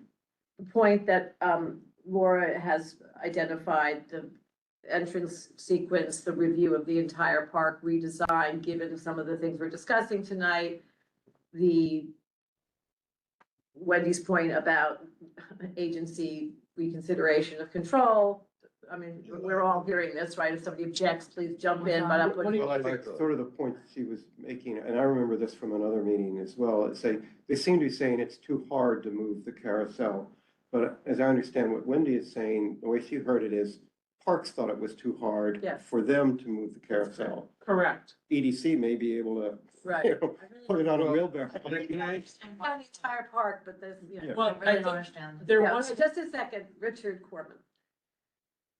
How sacrosanct is the carousel in relation to the amenities you get from a redesigned park? I mean, how important is it to the community relative to all of this open space and lower walls and fewer gates and? it's a beloved Well, economic driver. Have you been on the carousel? It's fabulous. It costs a fortune. I've not been on the carousel and I have no plans of being on the carousel, but you know, it's a question that needs, given everything else that you I have, love the carousel. you could put the carousel anywhere, do another carousel somewhere else. It's fair No. point. I don't know, raise You the could do question. another carousel, It's you a build, question. you bring down. Oh, hold on, let's not talk about trashing the assets of the park as much as relocating them, I think. No, my point is this, if they don't want to, they can't relocate it, then but my they can, question yes, is. they But can. they can, yeah. But- Well, they don't didn't wanna say spend they money. could, they said they, Suggest that the issue here is Parks doesn't have the money to spend, maybe EDC does. right, And I but think- but I want to raise the next question. And they have- If somehow they can't, I think. the How committee- important I think is it to I'm tail hearing- wagging the dog? Right, I think the Yeah. committee That's feels fair. strongly that, well, we can take it to the committee vote if you had to choose between, 20 feet less of a flood wall, a apparent flood wall and a floodgate, and not to mention the expense of that. If you think about the expense of that versus the carousel, there's no Other- comparison, so I don't get the money aspect. Because Yeah. if you took away that floodgate, you've got 2 or 3 carousels that could be built easily. So I'm not, I think we have to investigate that further. I think we're all on the same page that we want less flood wall, I think, and less More park. floodgate and more Yes. park. Okay, is that fair to say? Have I Yes. captured that? And so we have that Okay, at least. Tammy, I would We're all on love board with to, that? I'd like to get a full listing of the reasons of what we like and what we don't. So some of the things that I've heard thus far, we'd like, better pedestrian circulation around the edge of the park, because you cannot see into the park from the street based on once the resiliency is done. There'll be no way to see in. You mean to see totally through? There was a time in this city that we did parks without borders. This entire park will be built with a border, and you will not be able to tell that it's a park. You won't be able to, wayfinding and everything else, you'll have no idea that there are You're boats over talking there. about the bike lane basically being the border. The wall. Oh, The well, wall, The wall is in the middle of it though. Here, A. the wall, the hill, and the bike lane. That's really all You'd be that's above all and you you'll can see see down. from the street. understand. You won't see Well, beyond the from wall. State Street, no, you I won't don't see understand into what you're the park saying. anymore, because There's you're gonna no have wall there. 15 feet of a hill. You're gonna have a big hill. Well, you'll see the hill. Yes. The hill goes down, you're not looking up a hill. No, you're looking up the hill from State Street. Can you put up the image of the, there's an image of a Let's see cross that. section, rendering that they did of a Oh, entrance yeah. to the I park. won't find it. It's right, Doing this? it's right in this. Well, that's another issue. When is it supposed to be done? Yeah. It'll be a long time, but what they're doing No, now is again, it's in finalizing my the packet. environmental You don't have to review. go So back, what they're that's kind of right. deciding on now, maybe what they build 15 years from now. There was a State Street one. Okay, can we just look at I that though think- for a second? So that, we're of course at bird's eye, but I think The other thing I know, we'll just take a There's an mark unusual of view of So I'd say that again? I said a hill with nothing behind it is an unusual. view. Yeah. Okay, so let's go around the room and start to just describe, yes, that's up on the screen now. Yeah, that's right. So that's the one that we were asking for.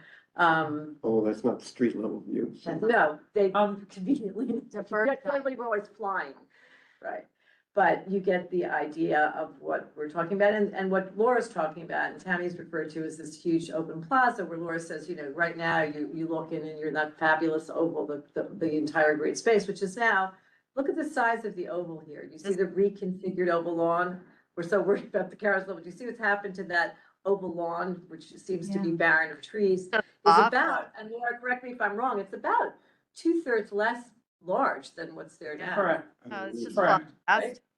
Yeah.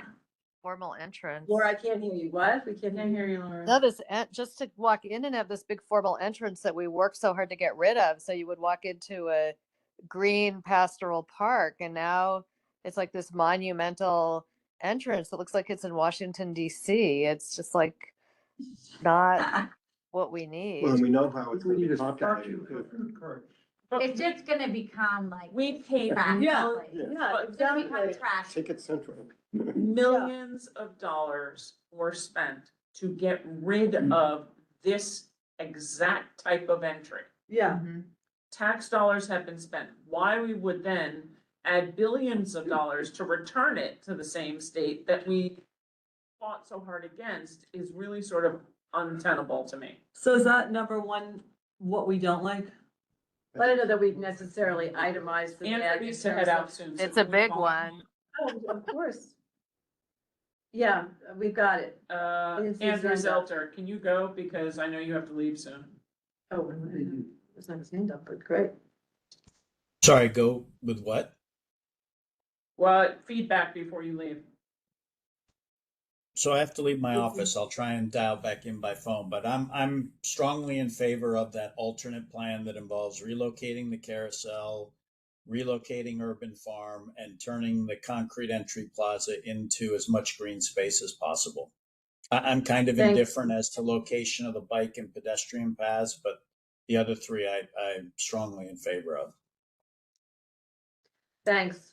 Okay, I think we're, almost sounds like unanimity on those. Yeah. Yeah. I just think we have all those walls, they need to figure out a way to not have them become graffiti-esque.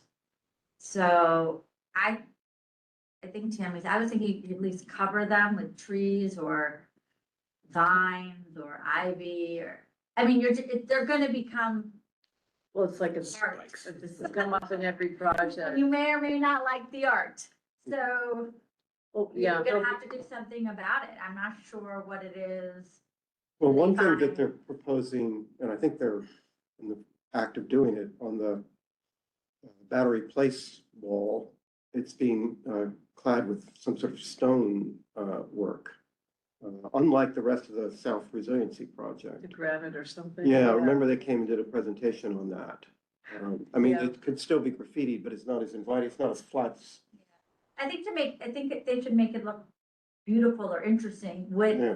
and also prevent graffiti on it. Well, one of the great suggestions was by, wonderful Lori Price, who, has the most gorgeous park Yeah. now gone, but she had a great idea, which was to use it as a mural place for actually an embedded mural, in fact, almost like a carved piece of, like a map of the area or the history of the city, really using it as a canvas, if you will. And I thought that was wonderful. And I don't think that that would compromise the integrity of those No. flood walls. Shouldn't. So maybe we can go back to that suggestion from years ago. I mean, that's, yeah. But I'm then- just thinking, if yeah. we don't do anything, we know what's gonna be on there.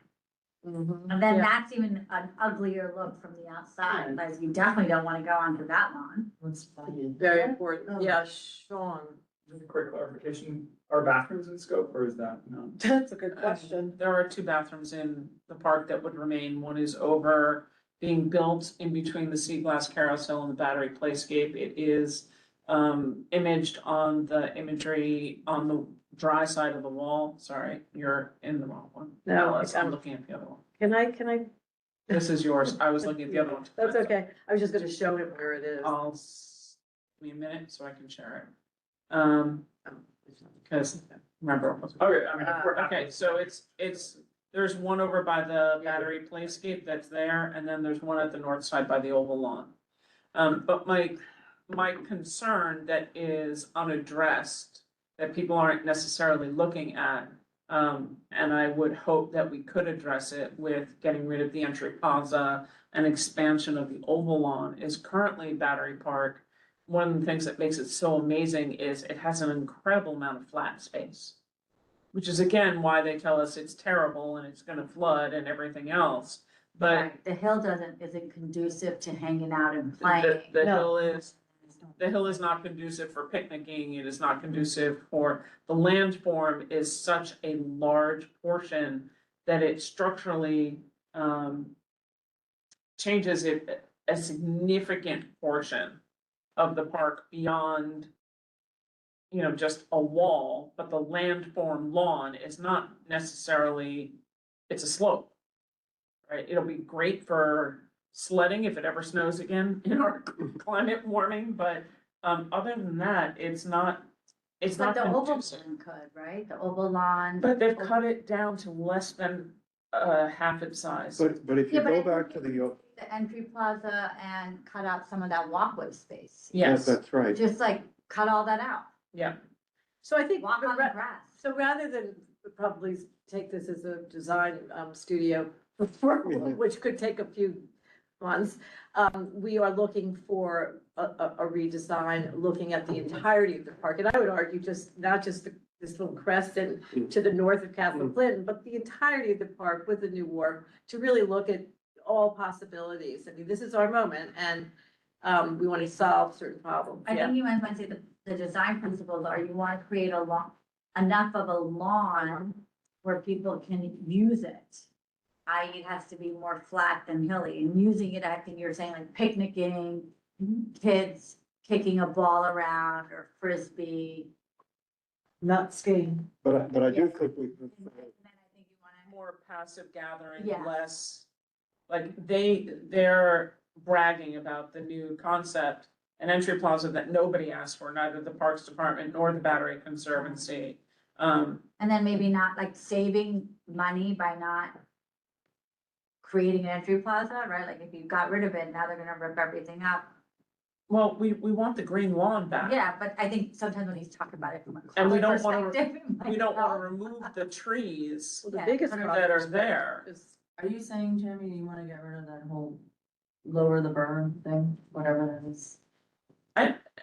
I just think that where they're talking about I building, think concrete is bad for resiliency. You Yeah. want trees, you want. but you still need the, permeable, like but you still stuff. need the wall, so you're either gotta have a hill or you gotta have No, a. but like that entry plaza and all. Oh, of yeah, it, yeah, You yeah. might as well make it more grass and Absolutely. dirt, so water goes Yeah, through. Yeah, The one yeah. we're sort of favoring, where is that? There it is.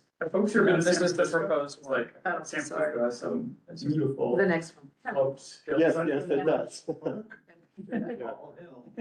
Yeah, Riverside Park. We're not even going on the fact that. Yeah, but that's. The infrastructure is just- Great for sledding. A hill. No, there's no interest in that. No. It's Everyone goes there. Where else? Get around to making it, so they're probably gonna be 105. There was more. I mean, it's like, uh-huh, That's a different issue. yeah, but I mean, we probably won't even, like, That's right. This has not got that problem. Let's It's only- do it. Yeah. Yeah, that's not bad. Just kind of think about bring closure. You know what, can I just ask, Bill, right here, yeah, let me go, I think let's do it the old fashioned way.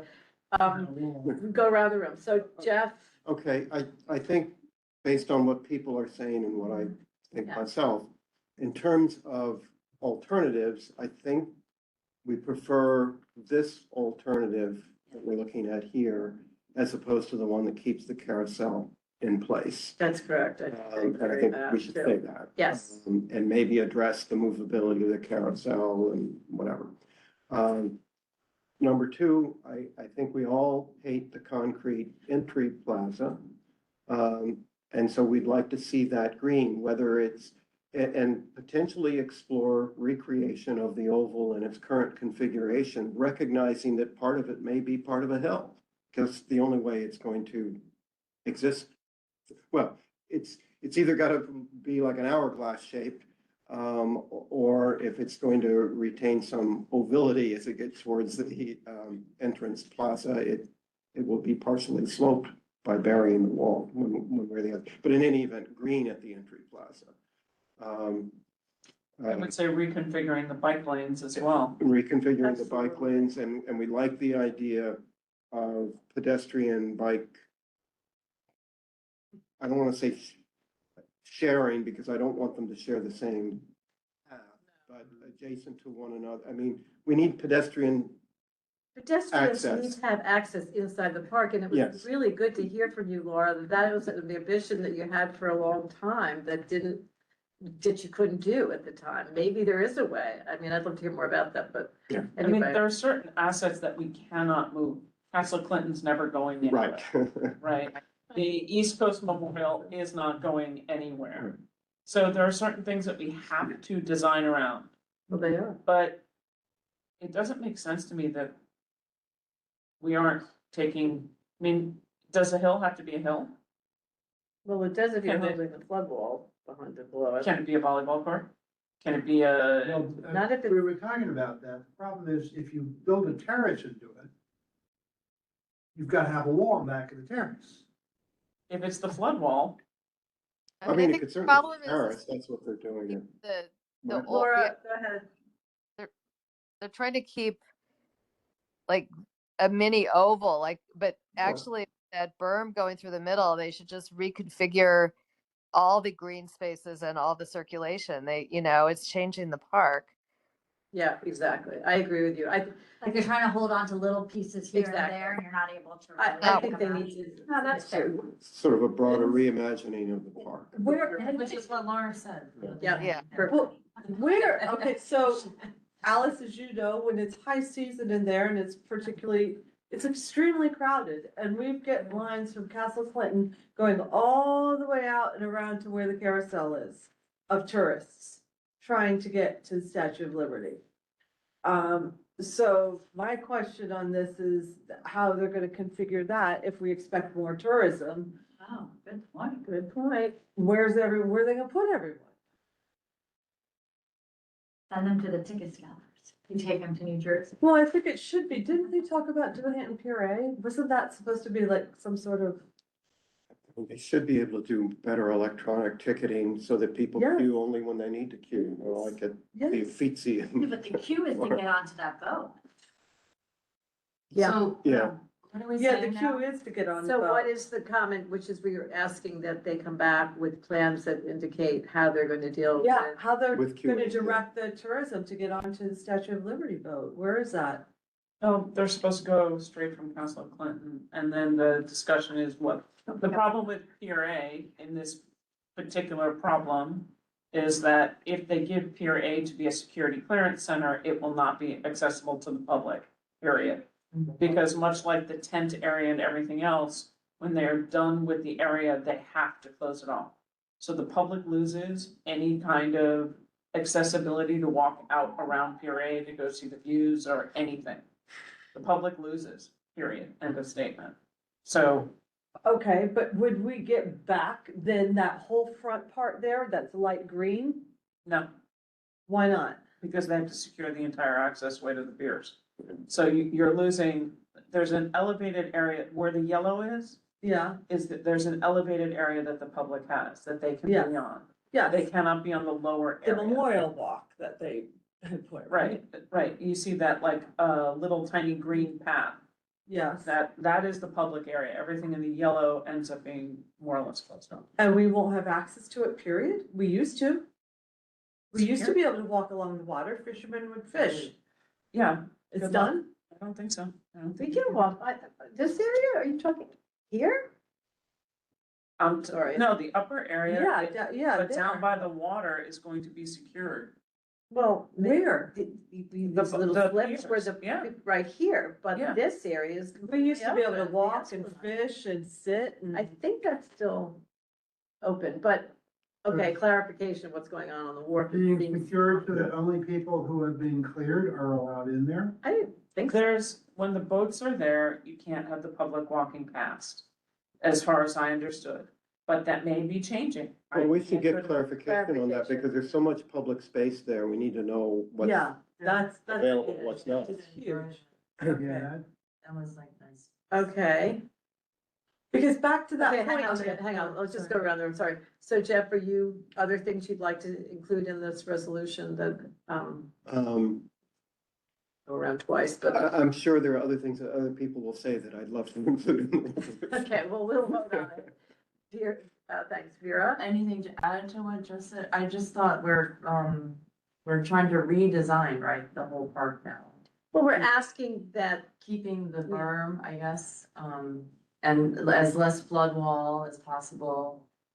We're trying to have pedestrian access to the oval lawn and the woodland lawn, right? I remember Laura raising that as well too.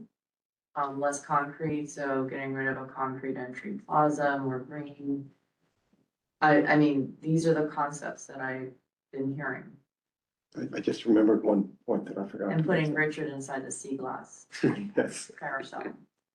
my one Sit in it point, forever. my one point was on the roller gates, that to the extent possible, I think we should try for the flip ups. The roller gates are quite massive.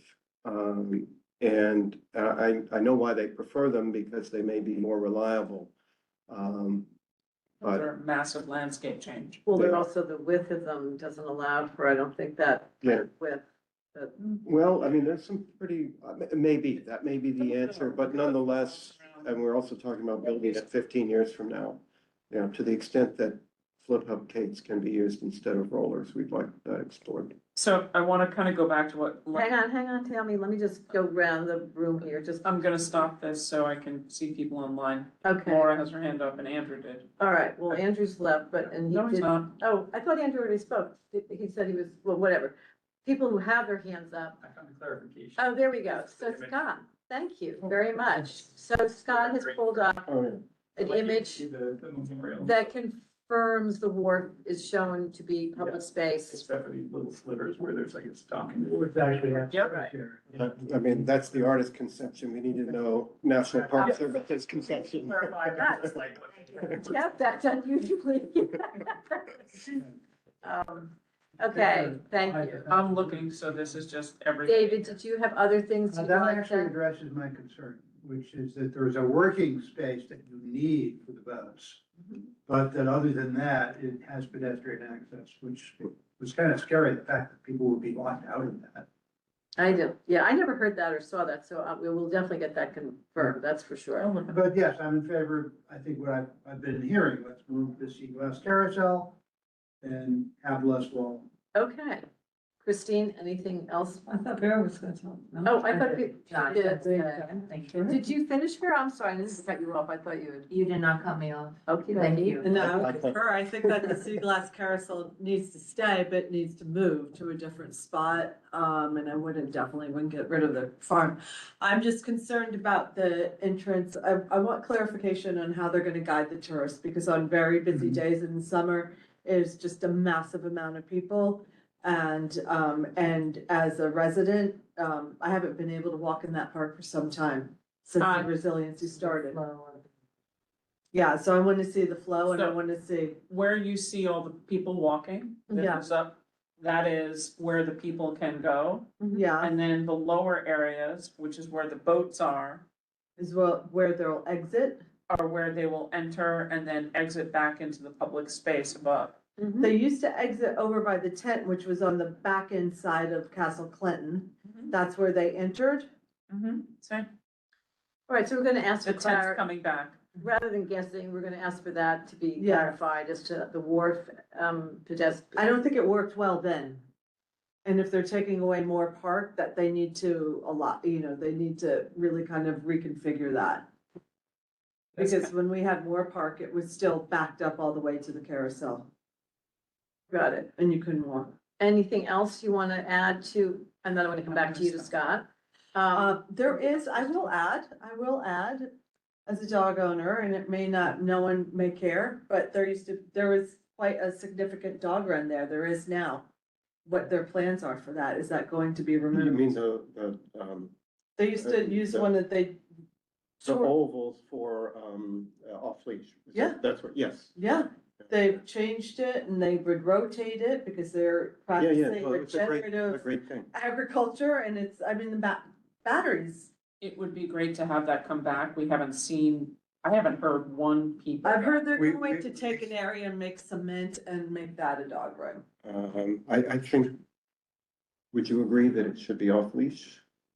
It could basically retain the. Yeah, are we yes, gonna retain? And soft what we- surface. We don't Yeah. need another concrete. That's right, that's right. I would prefer grass.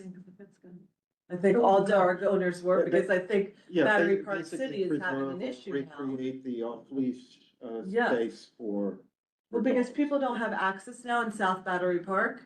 Everyone's now unleashing their dogs in the play areas because no one can get into South Battery Park Yeah. to go run their dogs, which was unleashed in a grassy area in Battery. You follow? So they're now at the West Hams and they shouldn't be. Because but- the only way they can get in is by going Correct. around the front of the battery. Correct, and it's that's a too long far. walk. That is, Sure it's is. a long walk. Okay, well, that's one of the things we want to address. So Yeah. so the dog run is on there. Andrew, you can go, yes, anything you'd like to add to the resolution? Points in addition to what you've already mentioned, which were So great. I don't know if this is a point for a resolution as opposed to I guess, a question of process.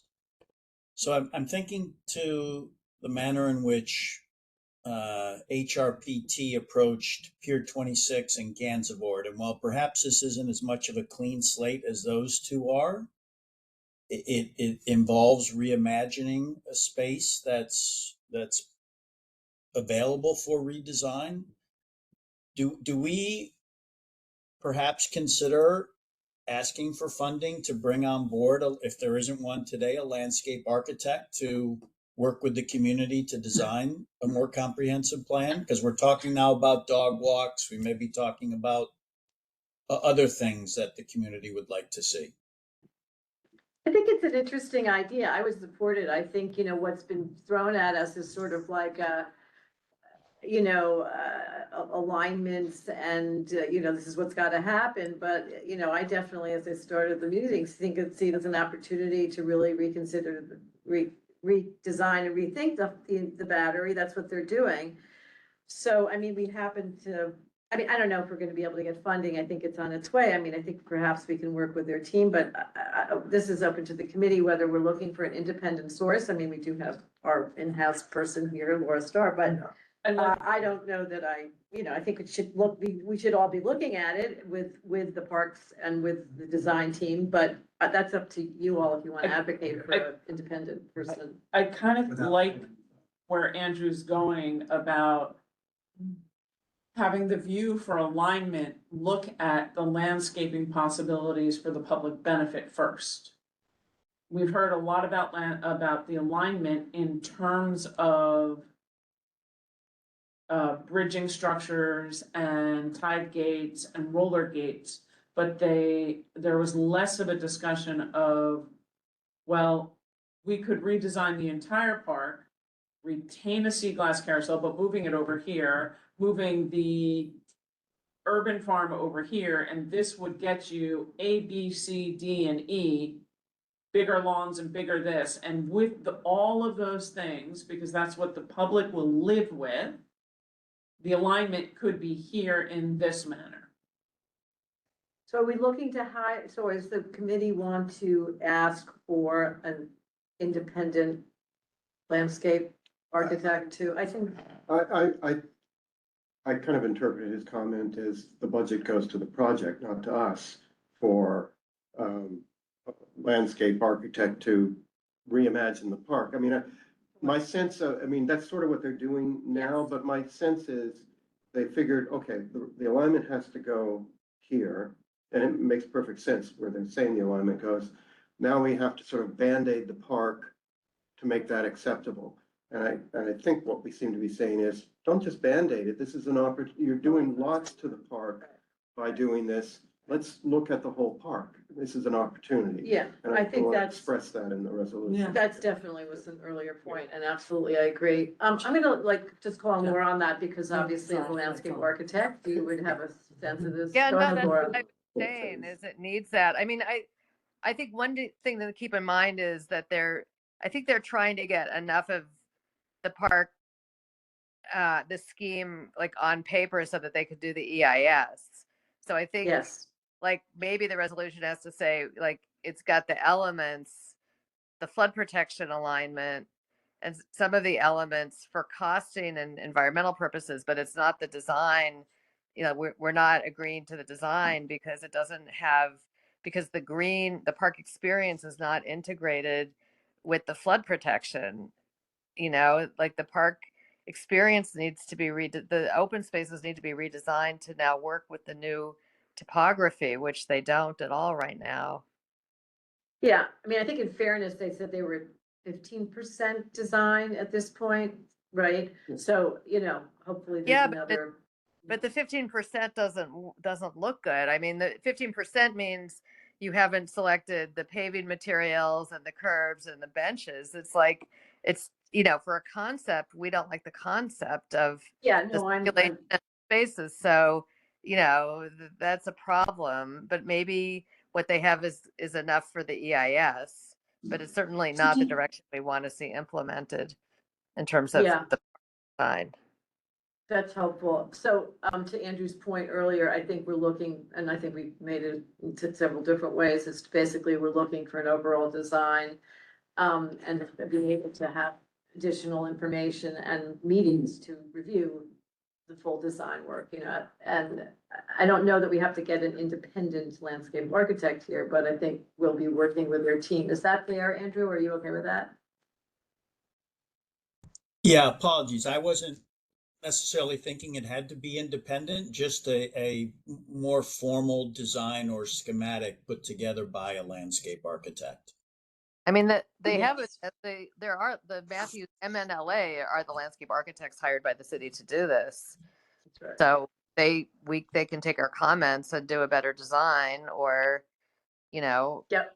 or we can, you know, I could do some sketches with you guys and give it to them Well, also. we should invite them, and I mean, I assume we can invite them that, you know, I think what I'm hearing is this is a wonderful opportunity of the design of the park, you know, and that hasn't really been presented. It's been presented as an environmental protection resiliency effort, but here we are at, you know, just redesigning one of the most critical parts of New York and in our neighborhood. So let's grab it and go with it. And I think that's, we're going in that direction, right? Yeah.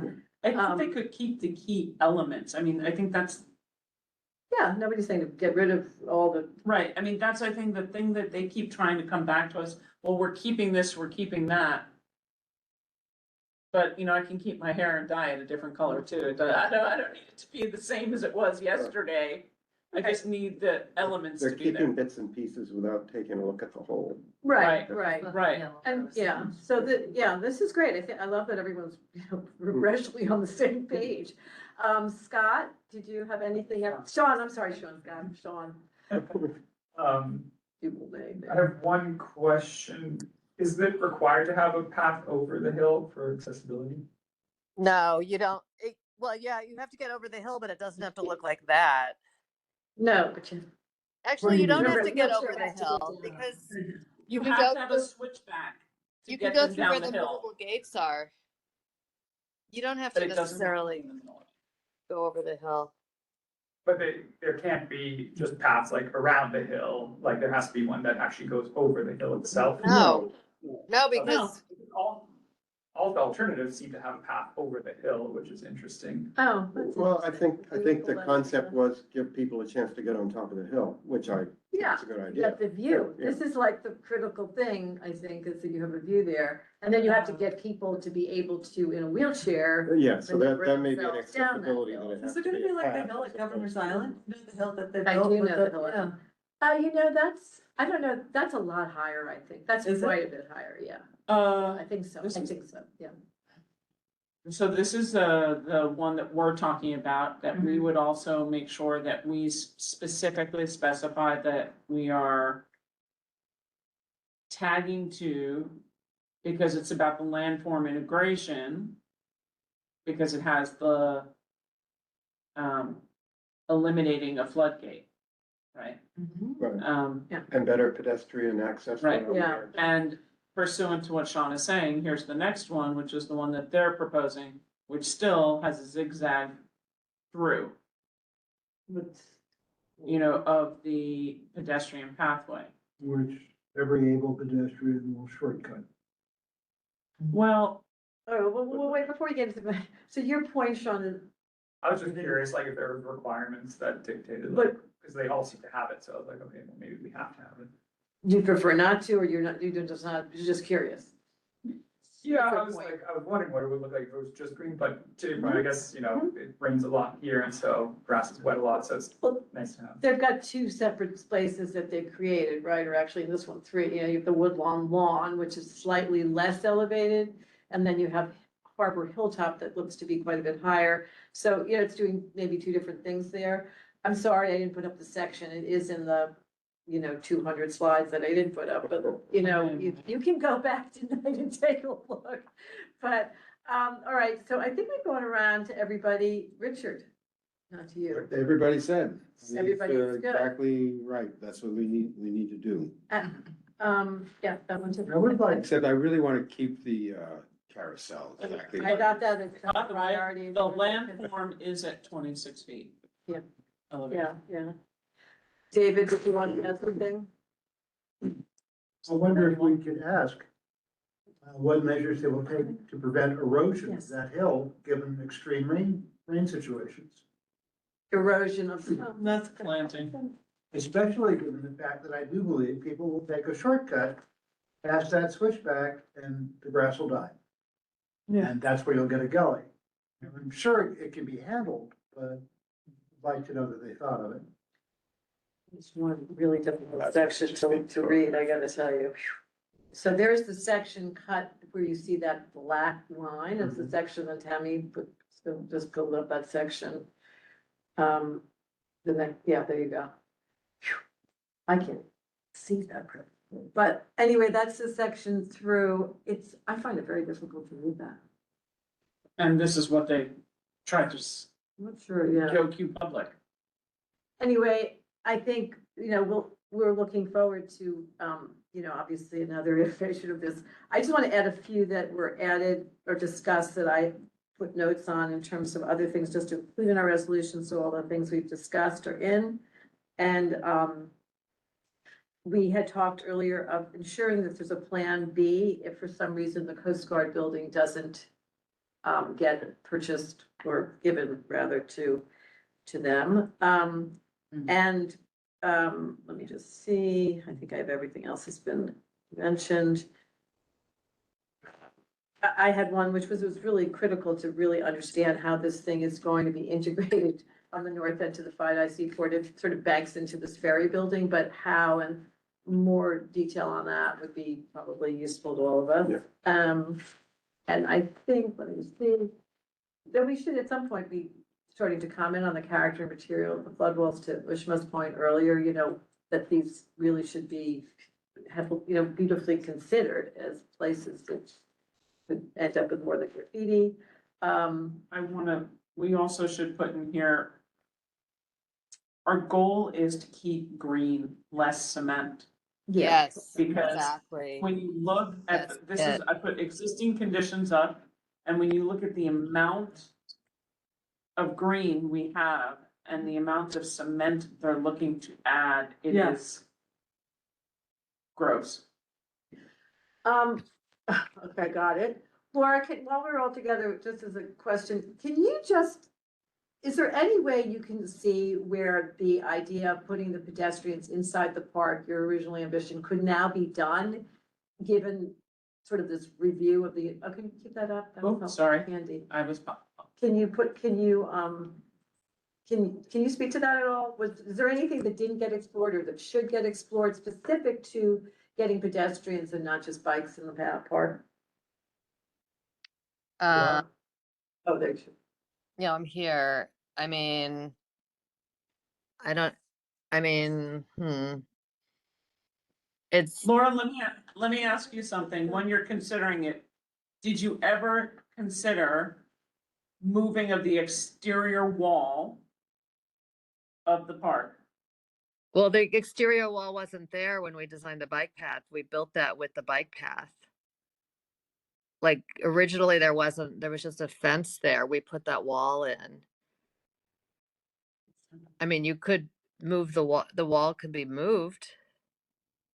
I can show you I can do some digging and show you what it was, but we did do a huge amount of studies and there was just no place like that roadway, the roadbed doesn't have room for the bikes and the sidewalk doesn't have room for the bikes.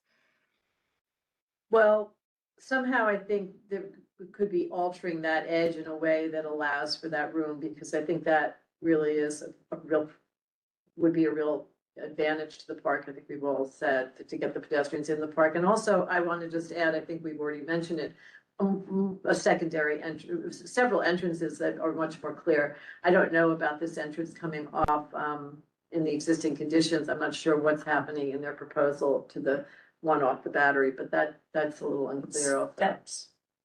I think that one has a gate. The one off of Battery Place, I think there's a gate there. But we could ask them to clarify the circulation. I mean, what's great about the plan you just showed is it's so simple and we spent a lot of time trying to simplify it. But maybe that idea has to rotate 90 degrees now so that, you know, the big oval is on one side of the berm and then the farm and some other stuff and more planting is on the other side. And then maybe that gives a way to integrate a pedestrian path in there too.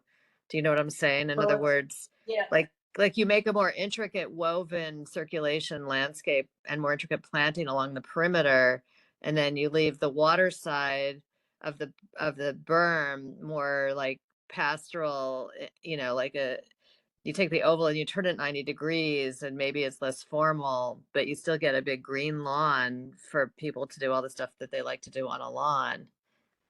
Well, it's great to have you on board on this, Laura. God, what a perfect match. I'm so glad you're also were able to come tonight. So I think we've got a resolution with identifying all the things that everyone has said. And I love this to end on the fact that even that could maybe be considered doable is really encouraging. So any other comments before we vote on this? My comment is I don't want to report back to the 40s and 50s if you take a look at the way the park was versus we're not what we did it. Okay, not going back to 40s or 50s. We're here. Go ahead, Sean. Thanks. Yeah, just a couple of quick things. I don't think they need to be explicitly proposed, but just thoughts. One is, I think we should be clear on like the why behind the alternative proposal, because I feel like they're not like discrete options, like they could take elements of the proposal. So if we are specific, like we want to relocate the carousel because it'll eliminate a gate, it'll hide. Oh, of course, 100%. Yes, yeah, got it. Yep. And then, I mentioned San Francisco does well with the slope parks. The one thing I noticed here is that the tree cover that they proposed kind of makes so that it doesn't seem like you'd be able to see the water from any part of the slope, which is kind of too bad. But I'm not going to advocate for removing trees because trees are good and it's really important, but just wanted to call it out that it doesn't seem like water would be visible from any part of the park that's not on the waterfront. But you would advocate that you'd like it to be more so with trees, to be cognizant of that in the design. Is that what you're saying? I would be curious if other people have thoughts on this. I'm pretty neutral on it. I can share this with you. Okay. And then, there's a lot of tree cover, which, is cool. Again, I'm neutral on that. I just wanted to call it out. The last thing is on the bike path. I, have biked that portion and it's nice, so would love to stay in the park if possible. That's interesting, but you also, do you ever walk in the park? I mean, you actually think. I mean, right now it's been a mess because of the construction, but. You understand that, but as a pedestrian, you have to actually almost exit the park. Like you can't go in that part, that piece that you go on a bike is not available to a pedestrian. It never was. They walk on it all the time. Oh, You're not supposed to, you get yourself but they do. killed. Yeah, no, it's nightmare, but that's the problem. We've been saying that for a long time. Yeah, well, that has to be. People, no, it's not though. No Well, one's doing anything. Well, I know, but the ambition is we could maybe solve that in this. Well, it didn't process. happen pre-construction, is what I will say. Right. Yeah. Because no, people can't get into the park anymore, anymore. Well, It made it fun. Well, Yeah. that is a good point do on need to why go, we Kristen. don't want a bike-only path Yeah. around the edge, because then the pedestrians will use it anyway. Yes. say that again, I'm sorry. Christine was just saying that since the construction has been going on, pedestrians don't have any place to go there, so they go where the bikes Yeah. are allowed to go. And I think that's the problem with their chosen design along State Street there, where you only have the bike path, but you don't have a pedestrian. Exactly. walkway. So we're advocating for both. Is that fair to say? Yeah. Yeah, like having like the shared one, but in Yeah. a smart way, because like just having a shared path obviously doesn't. Right, Yeah. smart. Smart way, that sounds good to me. Okay. I'd With like, speed bumps. I'd like to be able to ask them, because one of the things that they claimed, they weren't pursuing was, it was a larger landform footprint with the expanded hilltop. But part of that was because they didn't move the carousel or the urban farm. So the question becomes, could they maintain a gentle sloping landform? Right? But, you know, what possibilities are available by moving the options? Right, I think that's the idea of sort of looking at this again globally. So I think we've got them all covered, if I'm not mistaken. Yes. So can we vote on this resolution? Yes. Okay, Please. do we have any abstentions, recusals, Oppositions. opposition? You're a recusal, Laura, is that what you said? No, I didn't say anything. I'm not a recusal. Okay, sorry. Okay, so Motion passes unanimous. motion seems to pass unanimously. Yeah. Excellent, thank you. We're out almost at 8. Yeah, Thank you very much. Okay. Thank you. Great, okay, Recording is stopped. bye.